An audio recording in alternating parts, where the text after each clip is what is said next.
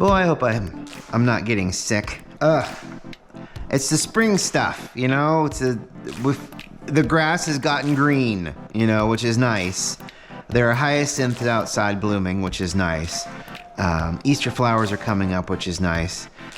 But pollen is coming, which is not as nice. I mean, I'll get over it. I always do. But you know, we've got this thing coming. We got a thing coming, and we're going to be flying. And there's nothing more miserable than being on a plane and your nose being full.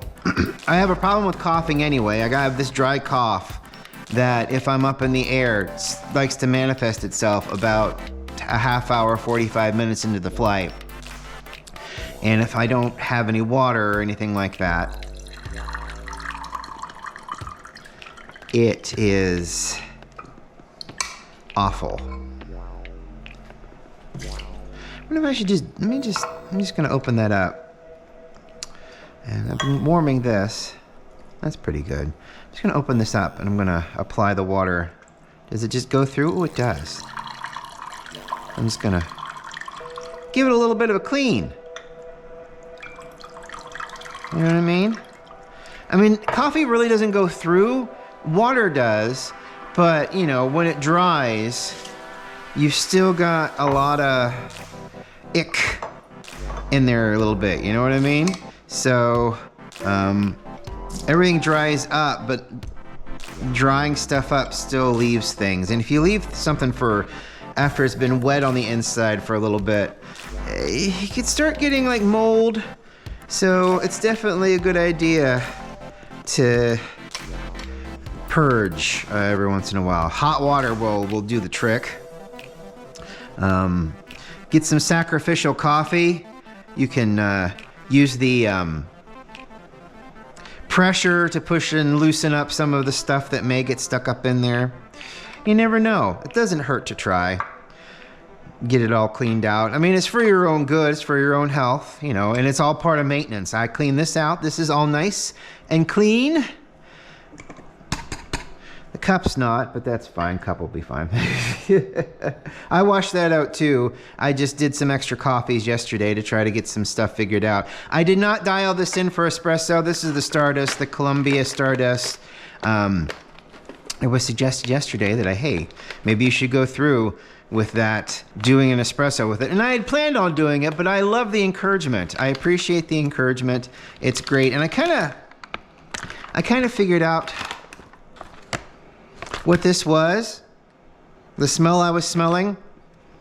It's almost, it was a bubble gum. I don't know if it still exists. Oh, Fruit Stripes.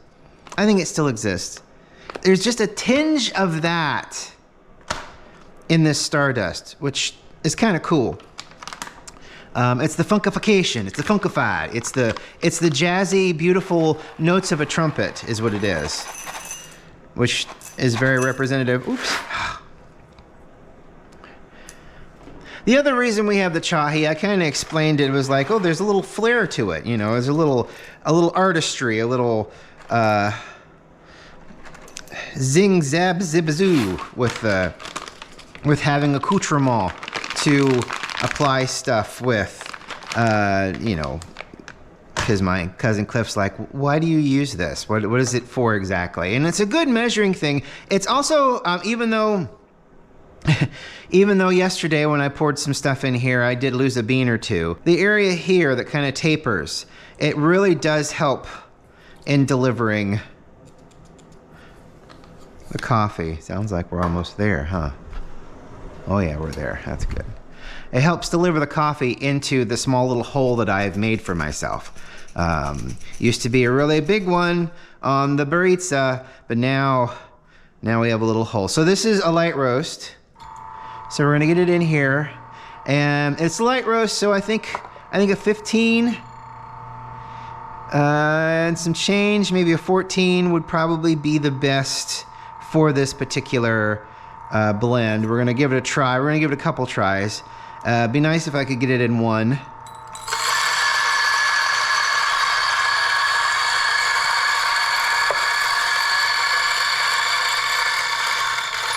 But again, you never really know until you've dialed stuff in a couple of times. So here we go.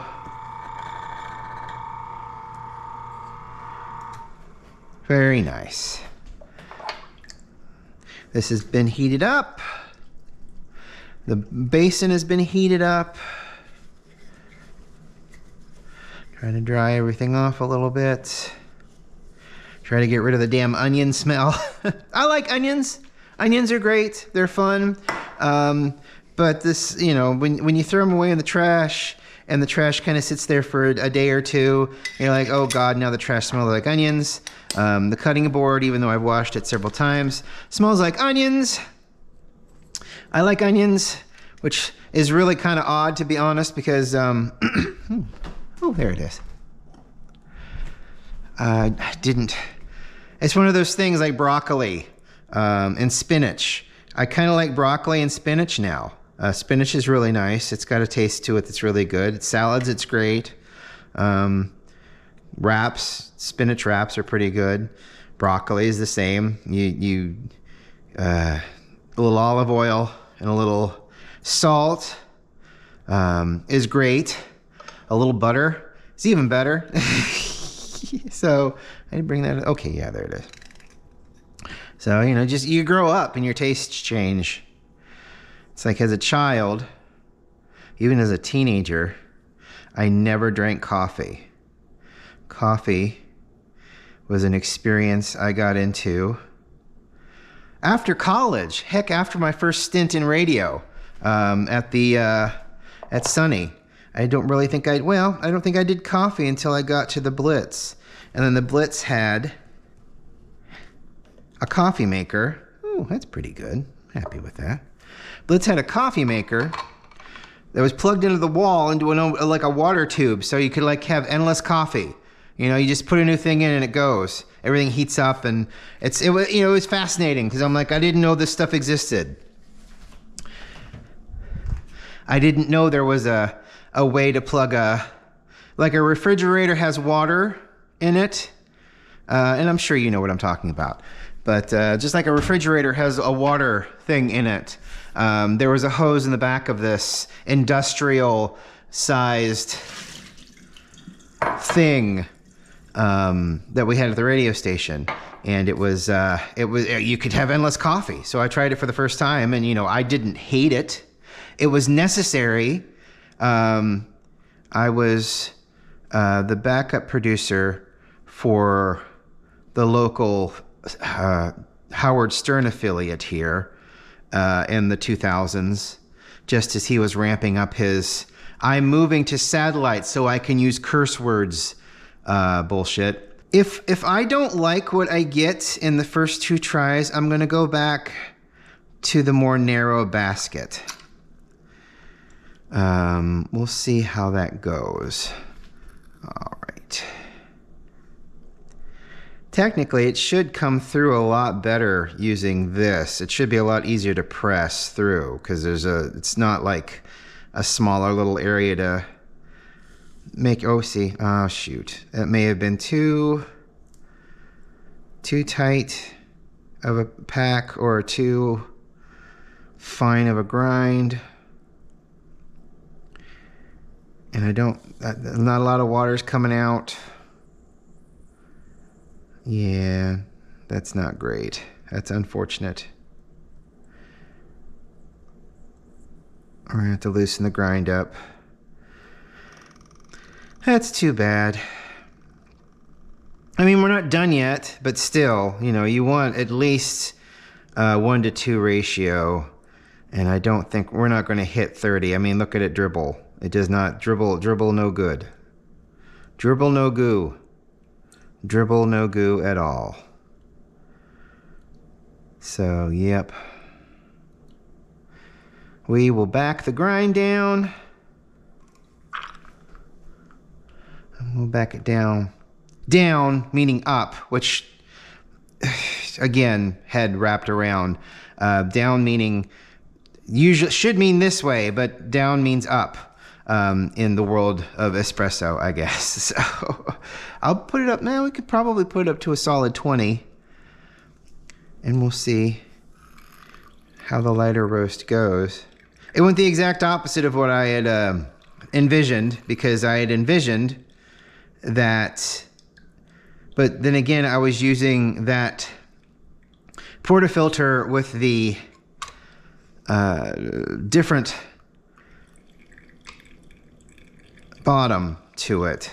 So, and someone pointed out that that is not a pressurized basket. It is in fact just, it is just a basket. So it's just a basket with a different bottom on it. Pressurized ones actually have, so I think they said the pressurized one actually has something like the bottom of the AeroPress has, or an AeroPress has now, which is this valved little gasket that opens up for coffee in it. So, which we should, tomorrow, we'll use that tomorrow on this coffee. That sounds like fun. There, we got to the end, I think. Yep, there it comes. I'm not exactly sure the amount of weight that went into this, but it looks like in the end, after the absorption of some of it, and it's passing through now, maybe about 55 grams of water, 55 milliliters of water going through there into the top.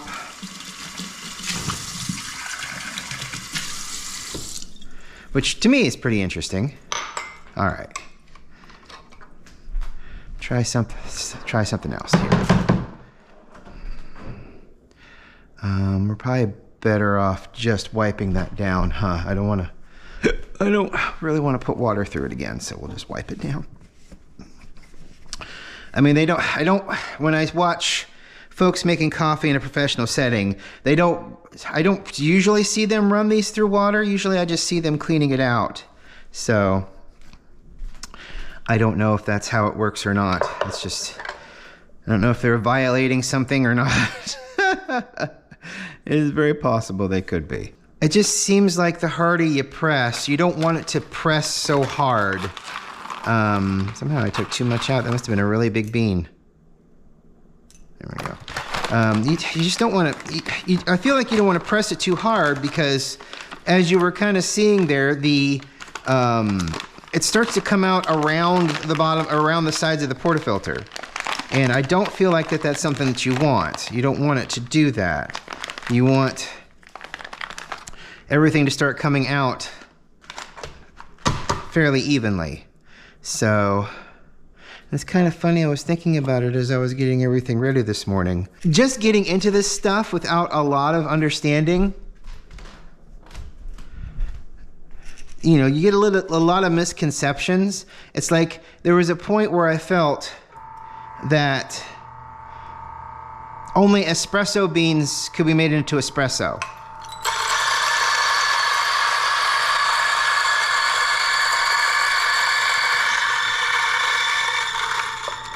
It never occurred to me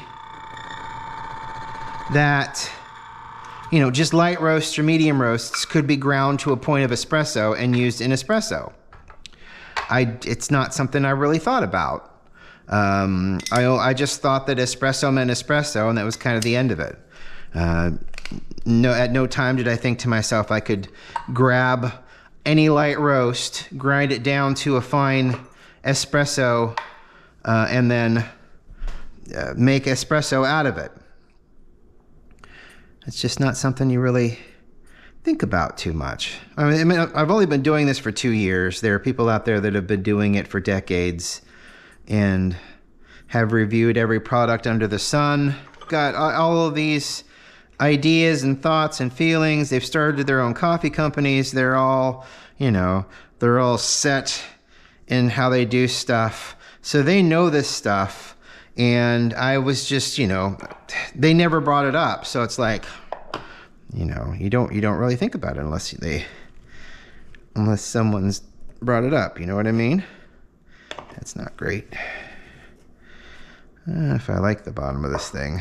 I mean, it's what I have, so there's not much I can do about it, but we're gonna have storms come through, I guess, today. Sunday night, Monday morning, it was thunder, lightning, awful, just really dramatic amounts of wind, and we get a lot of wind anyway because it's flat here and we faced west, so there's a lot of wind hitting us coming from the west, and it just smashes the front of this house. There's kind of a tree line in between the field and the property here. The tree line kind of stops just before our house, so we have a clear shot at the field, which means we get all the dust when they plant crops, which I don't mind because I love watching them plant the crops. They have big tractors.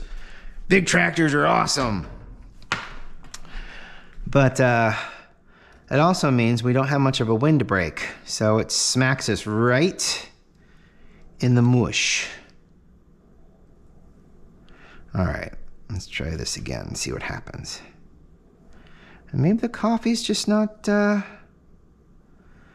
good for this kind of thing too. It's always possible. I should have ordered one of those cool little mirrors that you can set up underneath everything to kind of look at the flow and everything. Okay, that's about what I was looking for. The pressure's not the best, I don't think. I think a 5 seems like a good way to go here. But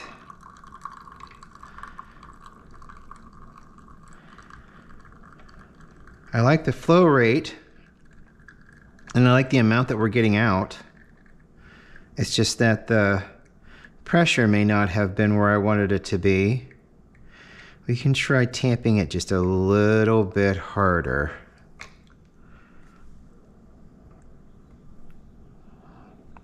Smells very funky. As funky as it was yesterday. Ah, wow. Ooh, wow. That is all over the place. It's sweet, but at the same time, not. It's not sour. It's just interestingly bitter.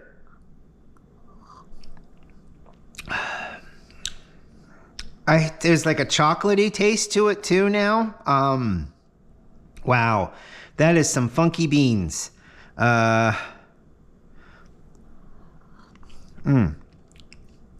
right, I'm kind of done sipping that. Let's try something. Let's do. I mean, and you know what? This may be only something tasty for a pour over. Which is absolutely fine, but I just wanted to play with this to see if there was anything that could be done with it. You know, does it blend?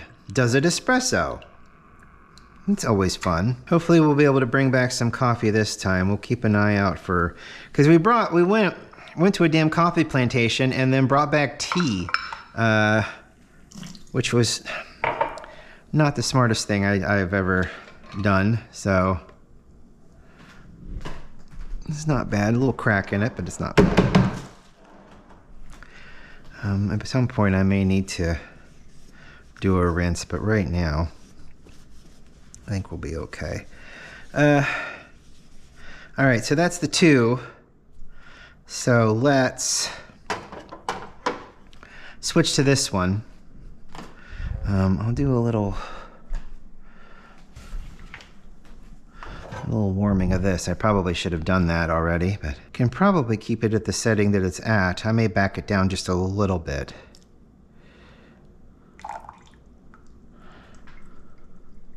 Just a little bit. Put you in there. Should be enough water in there for 1 or 2 more pushes. 2 more pushes. 1 more try. It's not how the song goes, but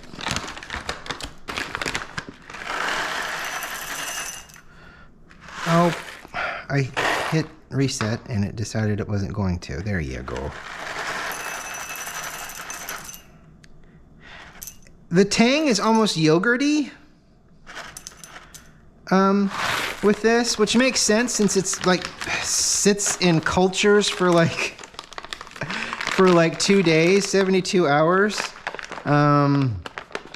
Like sits in culture. So it's like almost like 2 or 3 days worth of, so I guess that's not surprising. It's just really funny because You never think of doing that with coffee. Last one.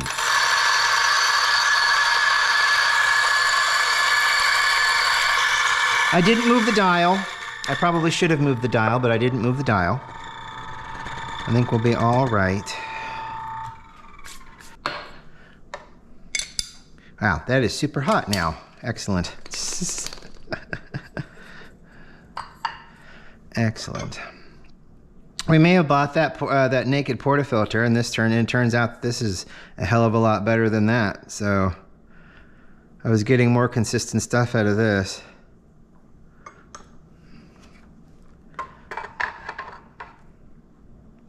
I wanted the authentic thing.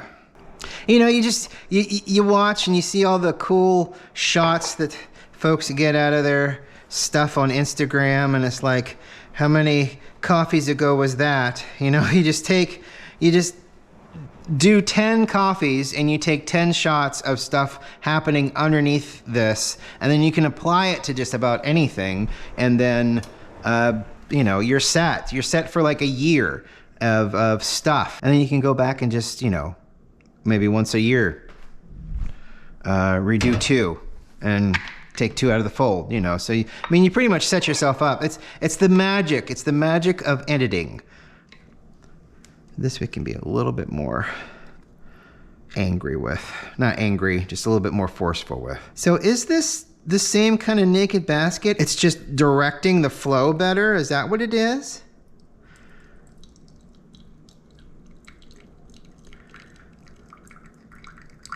That's exactly what this is, isn't it?